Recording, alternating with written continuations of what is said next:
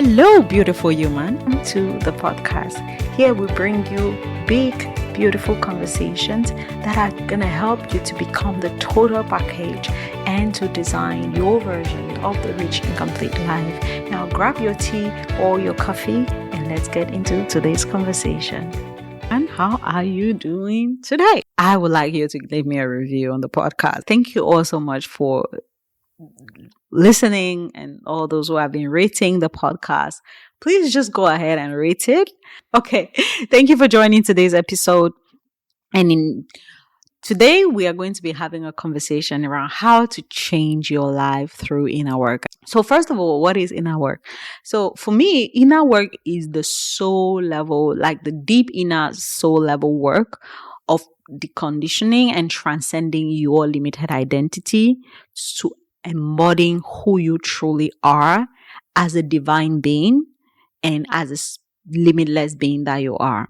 The reason why you have the result you have right now and the experience that you have is because there's an identity that you hold that is a limited identity, and that identity is not the same identity as who you really are at the soul level and as the spiritual level. So it is this process of taking you from being this version of you that has been limited and by circumstances, experiences, and things to literally deconditioning and peeling off every layer to you embodying your true self, who you truly are as the divine infinite being. Because the truth is that you are a divine being.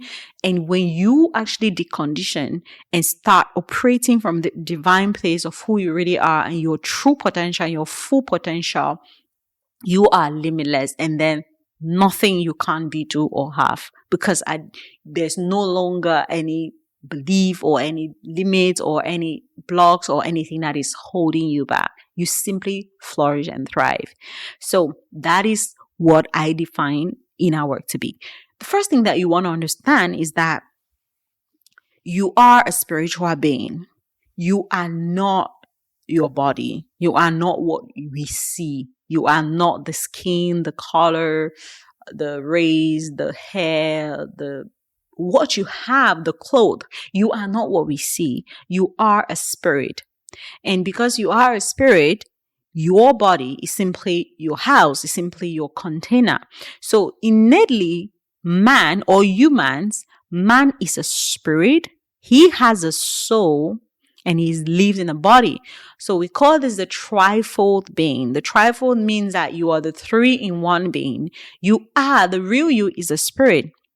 And this spirit part of you is the house for your consciousness and your intuition. So your intuition and your consciousness make up your spirit, like they are the house of your spirit. That soul is your will, your mind, and your emotions. There's a difference between your mind and your brain. Your mind is the part of you that is like the consciousness part of you, while your brain is a physical organ.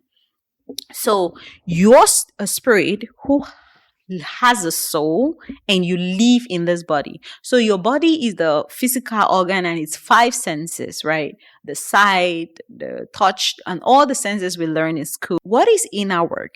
The inner work is the process of deconditioning your soul. Because here's the thing. When you came into this world, the soul part of you, which is your mind, your will, and your emotion, is the part of you that got altered in the process of you growing up to this age and being this person that you are. In the spiritual realm, who you are, your spiritual identity, is that you are a spirit. And because you are a spirit, you are a spiritual being who has the same amount of power and the creative ability and the potential that God has. Hear me out on that one, okay? So you are born or created of God, right? And you're born of God. And if you are a Christian in any way, or if you read the Bible, you must not be.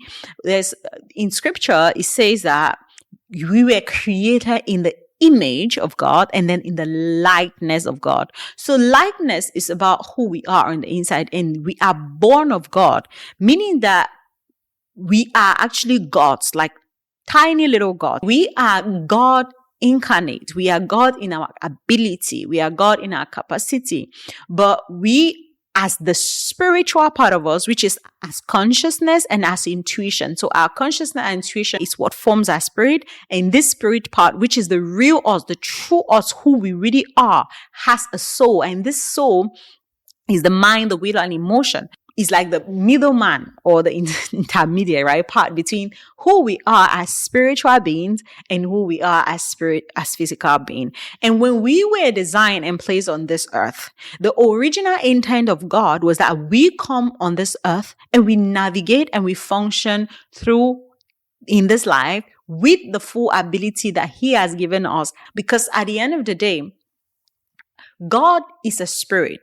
And He and every other spirit is a spirit. And because they are spirits, they don't have legal access into this realm of life, right? So it means that they cannot legally come into this realm of life unless they use a body. So we in this realm of life, we are the expression of the spirit because we have the legal access to access this realm of life. So we are the expression of God into this realm of life, which is the 3D reality. And so this means that if a dog gives birth to a dog, then if God gave birth to us and we are children of God, then there's a God part of us, meaning that we are. And this is why I firmly believe that we are creators, and it has been proven that we are creators by the things that we carry in our soul at a soul level, and then the action that we take in this life. This is why you see man to be so creative. I'm recording this podcast right now. Looking across at my window, I see a beautiful, like the train station here in Dubai. And you are like, how on earth did someone create this beautiful shape, you know? But that is because we are creators. We are creators like God, because we were created like Him in His image and in His likeness. So I want you to understand that the process of inner work is really reconnecting you to who you truly are and your abilities as the divine being that you are, and you remembering and awakening to being that divine self without condition, without the ego, without the trauma, without the pain. Then from that place of you embodying your divineness, you can create in this realm of life. So when you came into this world, you are consciousness, you still have an intuition, but there is a part of you that gets altered on the way, and that is your soul. So your soul, not your spirit man, but the mind, the will, and the emotion, like the parts of your soul that got altered. So the inner work is the process of cleaning up the things that have been done to you at the emotional level, at the mental level or the mind level, and then at the will level, so that it can be so clean and clear. It doesn't have the painful emotions, the trauma. It doesn't have the limiting beliefs. It doesn't have the lack of personal power, the self-leadership ability, so that you can remember who you are as a divine being here on earth. And you can fully, as that divine being, fulfill your mission here on earth while creating your best life. Because you're placed on this earth to not only change your life, but to actually experience the best life ever. That is my belief. You can borrow that. So, in our work about the work of the soul, which is the inner man, we call it the inner man. The spirit and the soul, I call it the inner man. And then there's the outer man, which is the body and its 5 senses. This part of us, this soul level work, when we don't do it, the truth is that we can't really function as the spiritual part of us. But when we have cleared the soul, information that is coming from the spirit can easily be received because the soul is clear and it's clean and it doesn't have any blocks. It doesn't have any stored emotion. So why in the first place do we need to do inner work? And how do we actually, our soul actually gets programmed? Now, again, when you were born in this world, you were born as a spirit. You were just a spiritual being with a soul and then you had a body, like you were just pure consciousness as a baby. You had intuition. Yes, you have always had intuition and consciousness, but you didn't have a mind, like you didn't know things, you didn't have limiting belief, you didn't know that this is good emotion, this is bad emotion. You were just pure existence in the realm of bliss. As you grew up, you started experiencing life and especially trauma. So again, what is trauma? Trauma is not something big negative that happened to you. It is not that you were hit by an accident, you were bullied, you were abused, you were raped. Yes, those are like other cases of trauma, but trauma is literally anything that made you feel an emotion that is not love. Anything that made you feel an emotion that is not love and safety. So anything that threatened your safety and love, that anything that made you feel unwanted, anything that made you feel unloved, and anything that made you feel unsafe, that your brain and every part of you interpreted that as trauma. So when a traumatic event happened, you literally subconsciously, when someone experiences, let's say they are growing up and they are a baby, and maybe at the age of 1 or 2 or 3, when their brains start developing and then their minds start functioning and they start interpreting information, when a traumatic event happens, let's say their parent doesn't pick them up from daycare, right? Or their parent dropped them off from daycare and the child didn't really want to be at daycare. The child just wanted to stay with mom. In that moment, that child feels unloved, right? Or unwanted. And because they feel unloved and unwanted, their brain interprets that as unsafe. And because the job of the brain is there to keep you safe, the brain tries to create patterns and belief to make sure that that child always avoid anything or actually faces anything that makes them feel unloved and unsafe. So this is the process of trauma or creating or changing the soul, changing your soul from being the pure soul that it was, the pure existence that it was, knowing just love, peace, joy, safety, bliss, to now your soul is shifting from being just pure love, pure bliss, and your emotion is fun, innocent, childish, to now putting up armors because you now have emotions and belief that you have hold in your head to keep yourself safe so that you can be loved, you can be wanted, and you can feel safe. So that is literally what happened at the soul level. So when a traumatic event happens, I want you to understand what happens during trauma. Your body goes into an emotional state. Your emotions are not stored up in your brain, like your physical brain in the head, but in the brain of the body, in the cells of the body. So every emotion that you feel, it's actually stored in your body and not in your head, as most people think. So when you feel happy, you feel pain, you feel joy, it is stored in your physical body, in the cells of your physical body. So when you experience pain, it is also stored in the cells of your physical body. So when you go through trauma, something happened on the outside of you, a circumstance happened. Let's say your mom drops you off at daycare and you don't really want to be at daycare. Your body feels unsafe. Maybe you feel unwanted or you feel unloved, right? Like there's an emotion that happens. There's a feeling that happens in your body.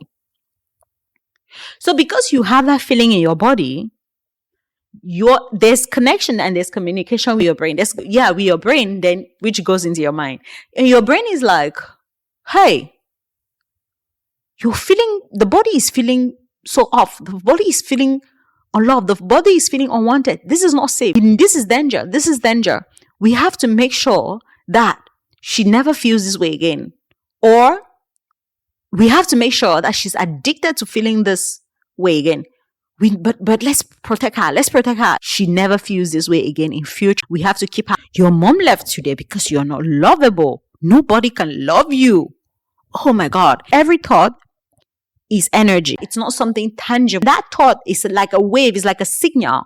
And because you think that thought, that signal goes directly into your subconscious mind. That thought goes into your subconscious mind because your conscious mind is not yet fully developed. That immediately goes into your subconscious mind.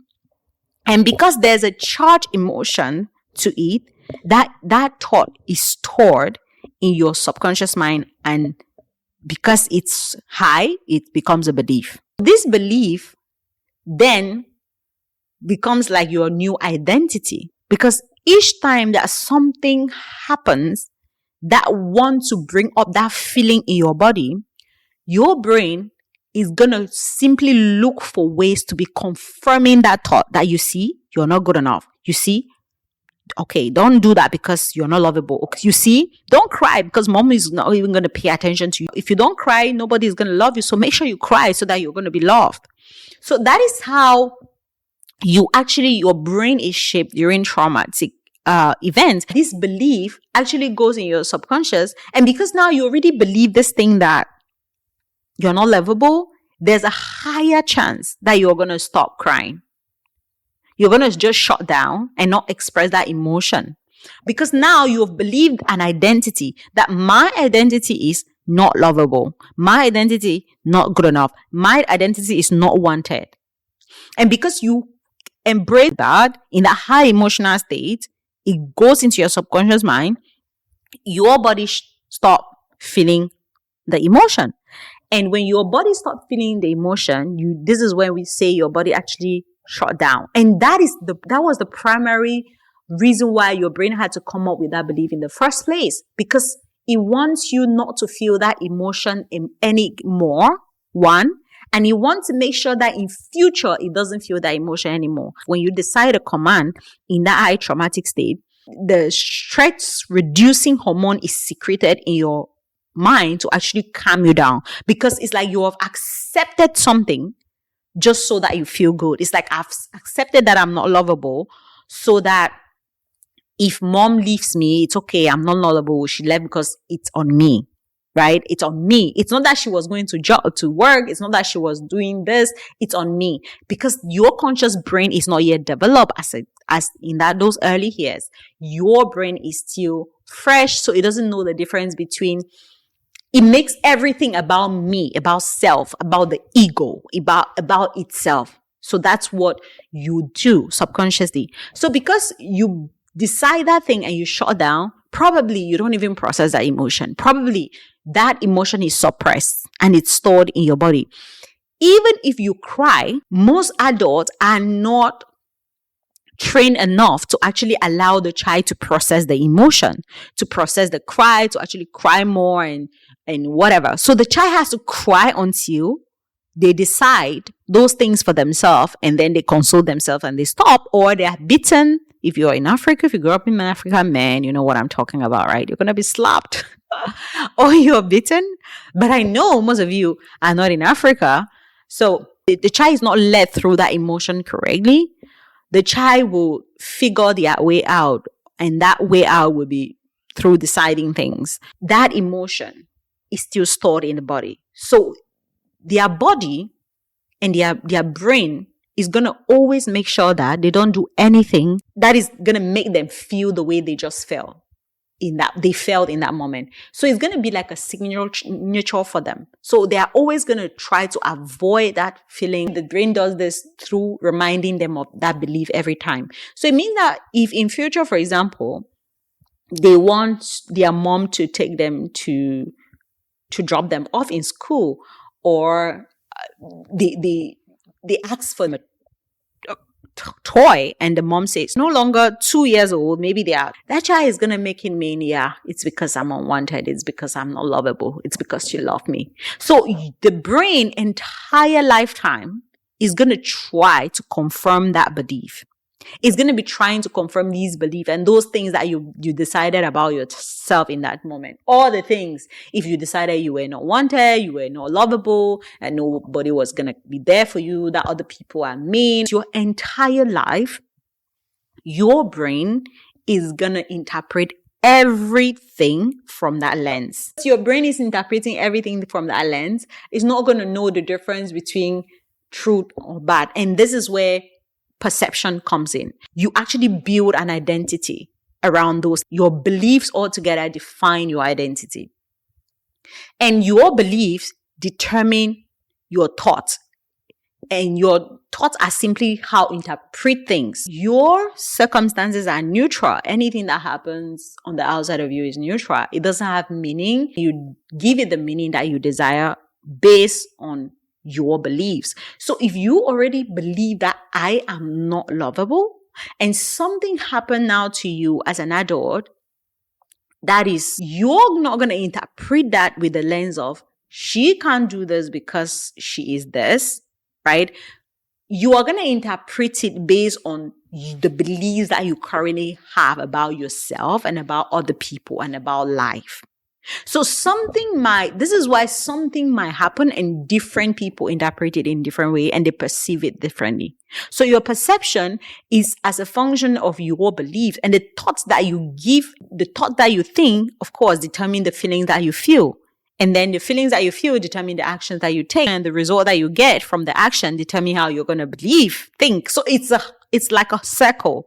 It's a circle of, at the top, we have an identity that you formed. An identity that you formed with a set of beliefs that you have built yourself, like you have believed these beliefs for a long time, that these beliefs are you. They define you.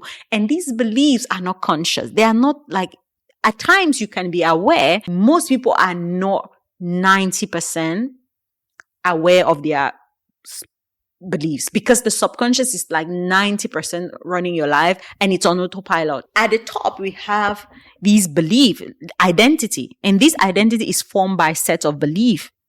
And at the bottom or on that belief, we have thoughts. And these thoughts are simply from your belief, like how you interpret things from the beliefs that you currently hold. And based on the thought that you think, it creates your feeling. And then based on your feelings, you take action or inaction. And based on these actions, you create your result. So how do you change your life? Well, the goal of changing your life is literally doing the soul level work, which is the work of, first of all, releasing any emotional blocks that you hold and that you have. Any limiting beliefs has an emotional attachment to it. There's no limiting belief that doesn't have an emotional block. For example, if you has a limiting belief that I am not good enough, it's simply as a protection mechanism to protect them from maybe doing something and failing and feeling the pain of failure.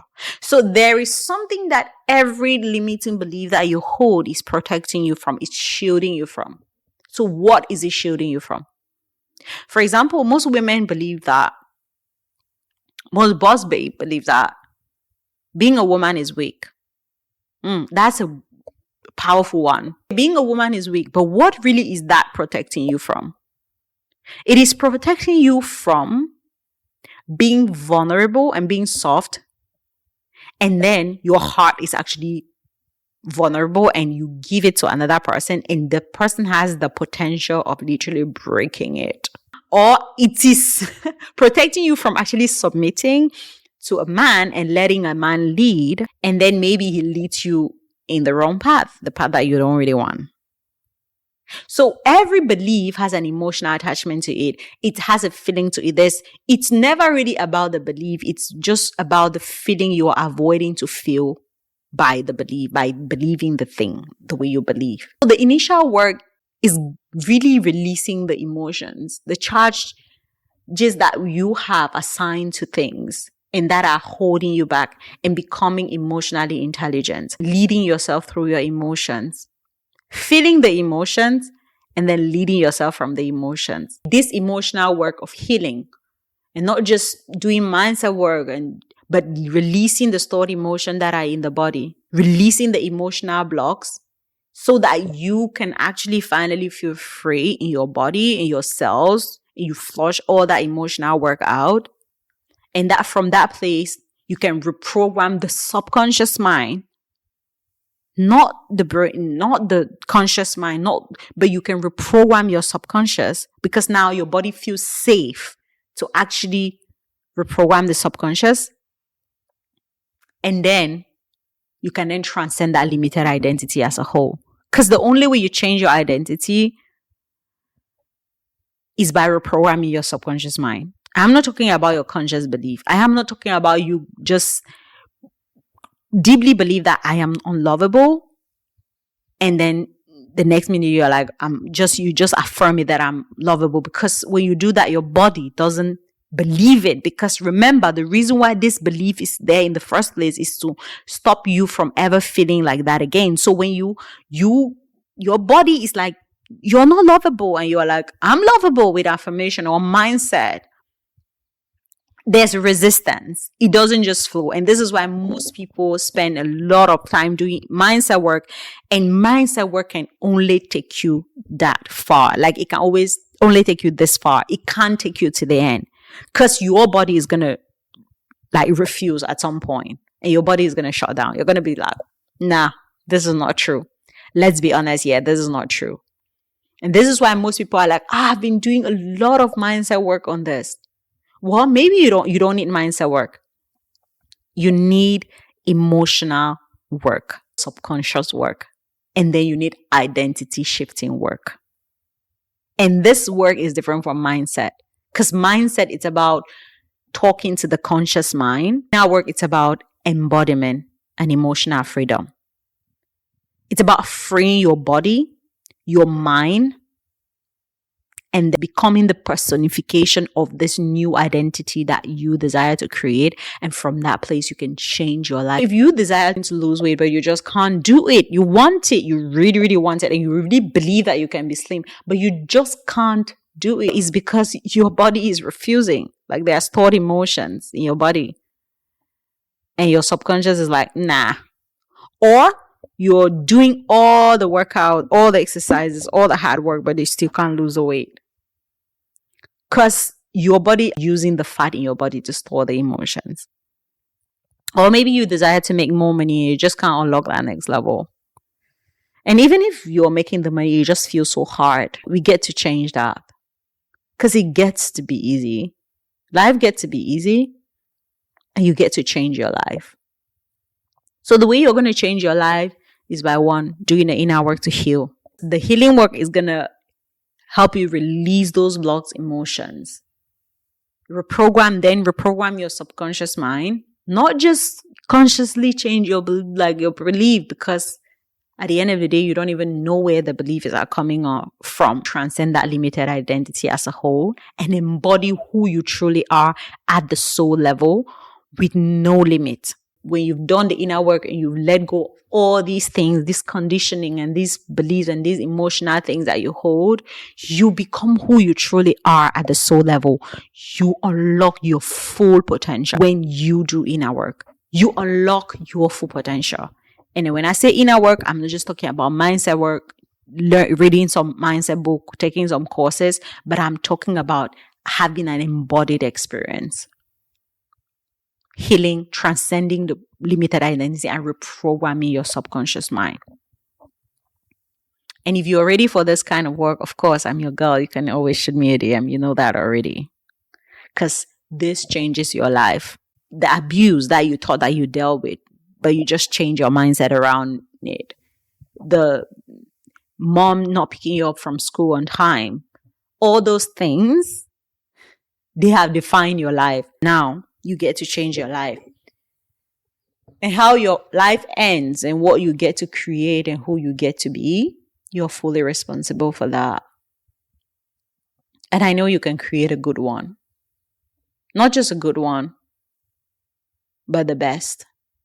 You can leave a blast on this planet. And you can have it all. Because she who has it all is a she who does her inner work, and she will lead herself. This is the inner work, the trauma healing work, the emotional intelligence work, the self-liberation work that is going to create financial freedom for you. If you're ready for it, send me a private message. and we are going to chat to change your life. Have a beautiful week.